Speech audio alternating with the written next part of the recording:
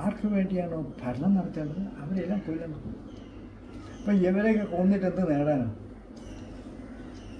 അർജുനും കൃഷ്ണനോട്, കൃഷ്ണ എനിക്ക് എൻ്റെ ബന്ധുക്കളെ കൊന്നിട്ട് രാജ്യം വേണ്ടെന്ന് പറഞ്ഞു.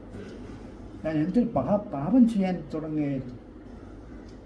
എനിക്ക് എൻ്റെ ബന്ധുക്കളെ കൊല്ലുമ്പോൾ ഞാൻ യുദ്ധം ചെയ്യുന്നില്ല. ഇവരോട് യുദ്ധം ചെയ്ത് കൊല്ലുന്നതിന് പകരം സന്യാസം സ്വീകരിച്ച് ഭിക്ഷാടനം ചെയ്യുക, ജീവിക്കാനാണ് കരുതി.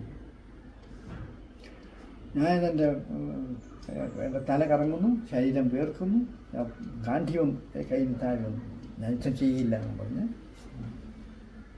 അവിടെ ഇരുന്നു. രണഭൂമി യുദ്ധഭൂമിയിൽ ഒരു ക്ഷത്രിയൻ്റെ ധർമ്മം എന്താ? തന്നോട് എതിർത്ത് യുദ്ധം ചെയ്യാൻ വരുന്ന ആരായാലും ശരി, ബന്ധമോ സ്വന്തമോ നോക്കാതെ അവർ യുദ്ധം ചെയ്യുക.